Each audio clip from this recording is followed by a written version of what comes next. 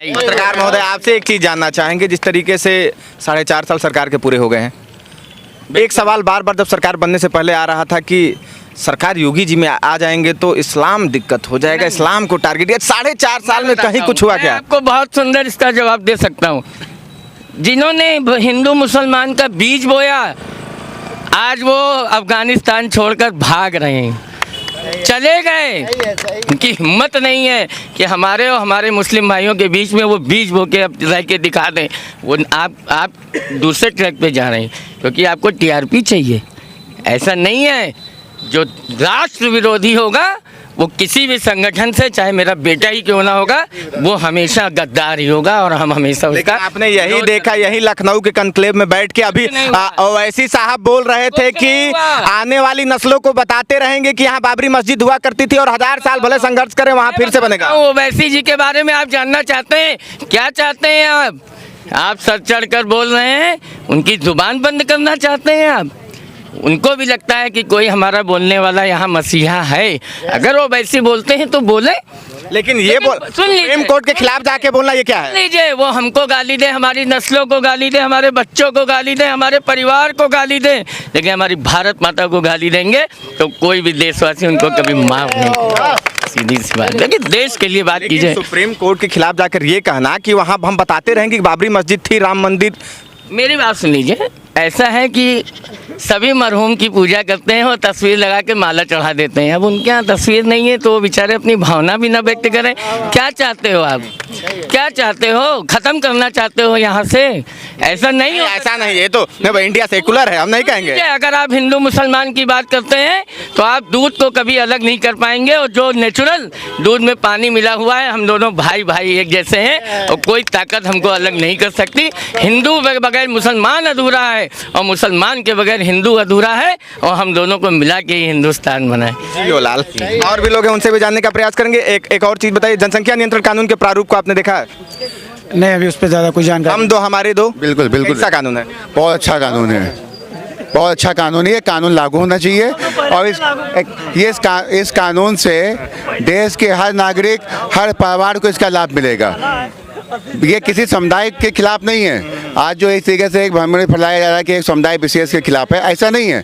आबादी सिर्फ मुस्लिमों में नहीं बढ़ती थी पहले ज़माने, हिंदू को भी होती थी। 5-6 लोग बच्चे पैदा होते थे, पर आज क्या देख रहे हैं? 6 बच्चे अगर हम पैदा कर लें, 5 बच्चे अगर वो पैदा कर लें, क्या उन बच्चों को हम पढ़ा सकते हैं? नहीं। अगर 2 बच्चे रहेंगे, हम उन पर योजनाएँ लगा सकते हैं, हम उनको अच्छी शिक्षा दे सकते हैं, अच्छे मकान दे सकते हैं, अच्छी एजुकेशन दे सकते हैं, सब कुछ उनको हम उपलब्ध करा सकते हैं। अरे जब बच्चे ज़्यादा हो जाएंगे, हमारी कमाई 1 रुपये है, बच्चे हैं 10 तो 10-10 पैसा बांटेंगे। अगर वही बच्चा हमारा 2 है तो एक बच्चे का हाथ में 50-50 पैसा जाएगा, तो 50 पैसा वाला बच्चा हमारा अमीर बनेगा कि 10 पैसा माने भिखारी बन जाएगा। लेकिन इन सबके बावजूद क्यों हर चीज़ में धार्मिक एजेंडा निकाल दिया जा रहा है? देखिए, धार्मिक एजेंडा तो हर चीज़ में निकाला जाता है। जितनी भी अच्छी कानून इस भाजपा के शासन में आया है उस सब में कमी निकाला जा रहा है। अगर वो कमी नहीं निकालेंगे उनकी दुकानें बंद हो जाएंगी, क्योंकि मुस्लिम समाज एक ऐसा समुदाय है, वो दिमाग से कम दिल से ज़्यादा सोचता है। उसको इस्तेमाल करने के लिए उसके भावनाओं के तुम्हारे बच्चे नहीं होंगे, तुम आगे बढ़ नहीं पाओगे, हिंदुस्तानी तुम्हारे लागू हो जाएंगे। एक सी भ्रमण है। हमसे ज़्यादा लाभ अगर देखा जाए, एक मिनट, केंद्र सरकार की योजनाओं का अगर देखा जाए, मैं गारंटी के साथ, चैलेंज के साथ कह सकता हूँ, ये मंदिर के तरह मैं हाथ उठा के कह सकता हूँ। मैं हिंदुस्तान की तो बात नहीं करता, मैं इस गोंडा शहर की मैं बात करता हूँ कि 80% अगर भाजपा सरकार की किसी भी योजना का लाभ पाएँ, वो सबसे ज़्यादा मुस्लिम भाई हमारे पाएँ। सबसे ज़्यादा मुस्लिम भाई है। आपको क्या लगता है सर, 2022 में किसकी सरकार होनी चाहिए? भारतीय जनता पार्टी की सरकार बनेगी। क्यों बनेगी?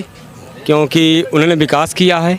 क्या विकास किया? विकास में ये हुआ कि उज्ज्वला गैस, प्रधानमंत्री आवास और गरीबों को राशन कार्ड, सम्मान निधि, सब कुछ उन्होंने दिया है। आयुष्मान कार्ड भी मिला है, और सबसे ज़्यादा जितनी योजनाएं में सबसे हमारे मुस्लिम बिरादरी को सबसे ज़्यादा मिला हुआ है। और हमारे मुस्लिम बिरादरी में जितने भी सदस्य लोग हैं वो हमारे भारतीय जनता पार्टी के साथ हैं। क्या नाम है आपका? जी, मेरा नाम मोहित है। अच्छा मोहित जी। सर, आपको क्या लगता है 2022 में किसकी सरकार होनी चाहिए? जी, भाजपा की बनेगी। क्यों बनेगी? उन्होंने विकास किया है इसलिए बनेगा। पहली बात ये, मतलब कि शिक्षा को लेकर मैं मतलब कि आपको बताना चाहता हूँ, क्योंकि अब जो पढ़ेगा वही आगे बढ़ेगा और अन्यथा कोई नहीं। जो सपा की सरकार थी उसमें सीधे ये होता था कि ठेकेदारी का काम होता था, होता था नहीं होता था, आप ही बताइए। और उसमें एक ये होता था, आप इतना दीजिए मैं आपको मैं मतलब पास कराऊंगा, और इसमें पूरा बंद, पारदर्शिता आ गई है। पारदर्शिता आ गई। चलिए आखिरी कमेंट लेते हुए चलेंगे कि कितनी सीट पर बात हो रही है? 403 में कितनी सीट? 300 प्लस। मुझे लगता है कि 350 प्लस 360 क्रॉस होगा। कितना सीट था? क्या बोल रहे हैं? कितना? 300 सर, 350।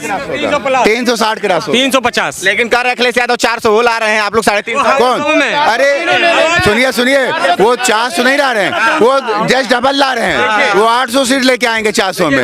भारतीय जनता पार्टी जो ऐसी भारतीय जनता में है और कहीं नहीं है, हवा में है वो। भारतीय जनता पार्टी ऐसी है, सबका साथ सब जा चुकी है, सबका साथ सबका विकास सबका विश्वास। जनता भी बाबा है तो उत्तर प्रदेश है, और योगी है तो ये देश है। इन दोनों को रहना चाहिए, जब तक रहना चाहिए जब तक इस देश का युवा पीढ़ी जागरूक ना हो जाए, एजुकेटेड ना हो जाए, तब तक इन दोनों का अपने पदों पर स्वावलंबी ना हो जाए। अरे 2022 में मुख्यमंत्री बनना है, उसके बाद बाबा प्रधानमंत्री बनेंगे। बाबा को कहाँ जाना है? बाबा को कहाँ जाना है? 24 में प्रधानमंत्री हमारे योगी आदित्यनाथ महाराज जी। ये जो गोंडा है, यहाँ से राम मंदिर की जब बात आती है तो राम मंदिर के अग्रणी में और उस कार्य करने में से यहाँ के जो सांसद रहे हैं स्थानीय बृजभूषण शरण सिंह जी का भी नाम आता है। उनका क्रेडिट कार्ड कैसा है? चूंकि उनका गृह क्षेत्र है, हम जानना चाहेंगे कुश्ती में भी वो जिस तरीके से, और उन्होंने कहा यूपी में तो कुश्ती ही नहीं है, 2022 में हम क्लीन चिट कर रहे हैं।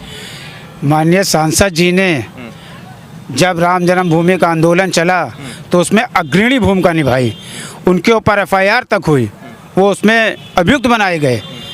और रही बात कुश्ती की, तो आपने खुद देखा कि 2 मेडल आए, 2 मेडल हमारे और आ जाते, लेकिन लास्ट के कुछ सेकंड में हम हार गए। खैर हार जीत एक पार्ट है गेम का, लेकिन वो 2 मेडल भी समझ लिए आ ही चुके थे, लेकिन अनफॉर्चुनेट नहीं आ पाया, इसके लिए हम दुखी हैं। लेकिन उन्हीं के प्रयास से आज इतने पहलवान निकल रहे हैं कि सुनील कुमार जी जो इस देश के सबसे बड़े पहलवान हैं, वो इस पहलवानी में नेतृत्व नहीं कर रहे हैं, इसके बावजूद भी हमारे पदक हैं। ये अपने आप में एक बहुत बड़ी बात है। हमारे देश का सबसे बड़े पहलवान थे सुनील कुमार जी। लेकिन उनका संसदीय क्षेत्र तो कैसरगंज है, लेकिन उनका क्या कुछ योगदान यहाँ भी मिलता है गोंडा में कुछ काम? बहुत मार्गदर्शन, जो आप ये ओपन की बात अभी हमने आपको बताई थी, ये उन्हीं की प्रेरणा से विधायक जी बनवा रहे हैं। जब इसका शिलान्यास का कार्यक्रम था तो माननीय सांसद जी आए थे और उन्होंने कहा कि कोई भी गोंडा का स्वतंत्रता संग्राम का सेनानी छूटना नहीं चाहिए, सबका नाम यहाँ की शिलापट में दर्ज होगा। ये उन्हीं की प्रेरणा है। और क्या वो गोंडा के सांसद नहीं रहे? वो गोंडा के भी सांसद रह चुके हैं, वो गोंडा के भी सांसद रहे हैं, उनकी पत्नी जी भी यहाँ की सांसद रह चुकी हैं। तो उनको इस गोंडा के क्षेत्र के बारे में, एक एक गली के बारे में, एक एक कार्यकर्ता के बारे में जानकारी है, और उनका क्षेत्र ना होते हुए भी उनका पूरा मार्गदर्शन हम कार्यकर्ताओं को मिलता है और हम लोग उस हिसाब से काम भी करते हैं। एक और चीज़ आप लोग से जानना चाहेंगे, कोई भी जो जानता हो कहानी, कि गोंडा का नाम परिवर्तन का भी समय एक आया था, जब उन्होंने बसपा की सरकार में पैदल मार्च किया था पूरे मंडल में। कुछ कार्यकर्ता हो सकता है ना जान रहे हो, पैदल मार्च किया था पूरे गोंडा का कि नाम नहीं बदलने दूंगा, नंगे पैर वो भी पैदल। उन्होंने इसका नाम बसपा की गवर्नमेंट में सुश्री बहन मायावती, गोंडा में था क्या कि जो कि मतलब इस तरह की चीज़ था गोंडा में? क्या हमारी भाई देखिए, अगर आप किसी का नाम बदल दें, किसी की शिक्षा व्यवस्था बदल दें, तो उसकी तो पहचान ही खत्म हो जाएगी ना। हमारी अयोध्या से लगा, ये हमारी पहचान थी गोंडा से। पहचान तो आप अलीगढ़ को हरिगढ़ भी हो रहा है। नहीं जी, हमारे का पुराना नाम देखिए, पहले आप पुराना गोंडा का एक मिनट गोंडा का नाम करने के विरोध में सबसे बड़ा रीजन ये था कि बगल में अयोध्या हमारी, भगवान राम के समय पे वहाँ की गायें पुल के इस पार आती थी चढ़ने, नदी के इस पार, इसलिए इसके नाम था गोनाद, क्योंकि यहाँ पे भगवान राम की सारी गायें यहीं पे चलनी आती थी। तो धीरे धीरे कालांतर में ये गोनाद से गोंडा, गोड़ा, गोड़ा, गोंडा होते हुए आखिर में गोंडा इसका नाम पड़ा। अब अगर हम गोंडा को नाम हटा देंगे तो हमने अपनी संस्कृति को मिटा दिया जो भगवान राम के समय के चलती चली आ रही है। शिक्षित समाज ये जानता है कि अगर आपको किसी की पूरी व्यवस्था को चौपट करना है तो आप उसका शिक्षा व्यवस्था और उसकी संस्कृति को बदल दीजिए।